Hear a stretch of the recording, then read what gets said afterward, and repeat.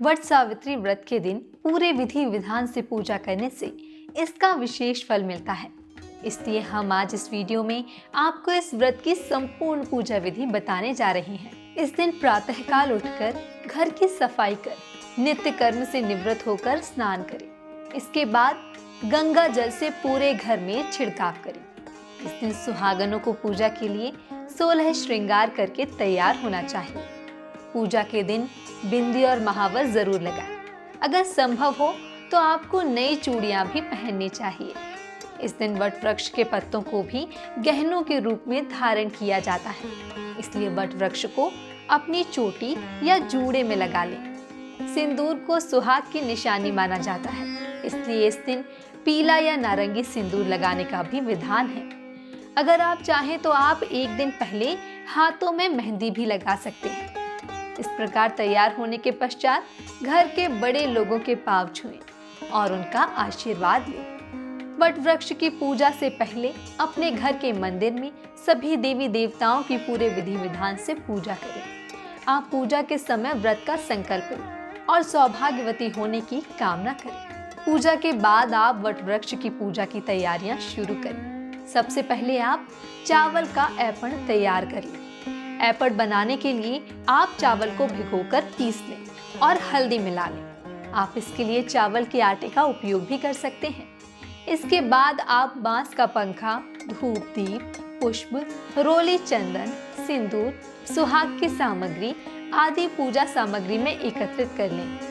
अब आप आटे का एक बड़ा चौमुखी दीपक बना लें और इसमें घी डाल दें। धूप और दिया जलाने के लिए माचिस रखना ना भूलें। साथ में एक लोटे में गंगा जल भर कर रख लें। अब आपको कच्चे सूत की माला बनानी है। इसके लिए सूत को 12 बार लपेटें और 2 माला बनाएं। चलिए अब आगे बढ़ते हैं और जानते हैं कि इस दिन प्रसाद में क्या क्या चढ़ाया जाता है। प्रसाद में एक दिन पहले भिगोए गए काले चनों को रखना जरूरी होता है। इसके अलावा प्रसाद के लिए पुड़ी, पुए और बरगद का फल बनाए जाते हैं। अब आप सोच रहे होंगे कि यह बरगद का फल क्या होता है, तो हम आपको बता दें, यह एक प्रकार का पकवान होता है जिसे बनाने के लिए आटे में चीनी और घी डालकर गूंथ लिया जाता है और इसकी छोटी छोटी गोलियां बनाकर उन्हें तल लिया जाता है। प्रसाद में खरबूजे और आम जैसे फल भी चढ़ाए जाते हैं और मिठाई भी चढ़ाई जाती है। अब आपको प्रसाद से जुड़ी हुई एक और महत्वपूर्ण बात बता देते हैं।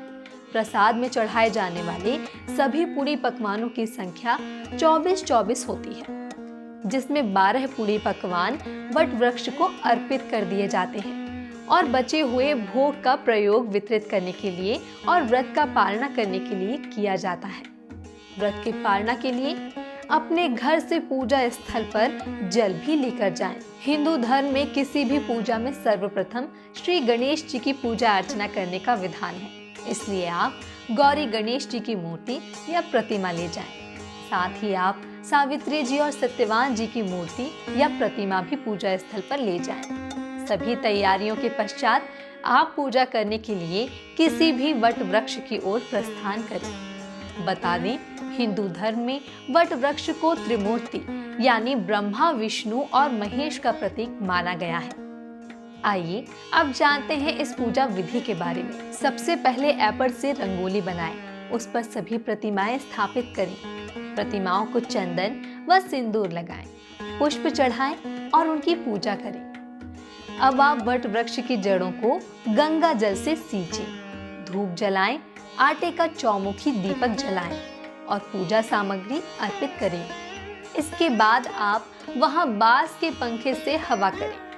सुहाग की सामग्री आप माता सावित्री और गौरी जी को अर्पित करें।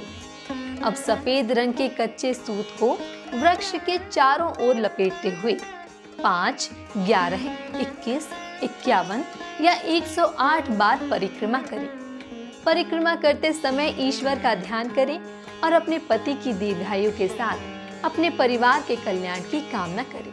इसके बाद आप वट सावित्री की व्रत कथा पढ़ें। जो 2 मालाएं आपने कच्चे सूत से बनाई थी, उसे 6 बार बरगद के वृक्ष से बदलने के बाद एक वृक्ष को अर्पित कर दें और एक स्वयं पहन लें। इसके बाद आप व्रत के पालना के लिए वृक्ष के नीचे पानी के साथ 11 काले चने ग्रहण करें।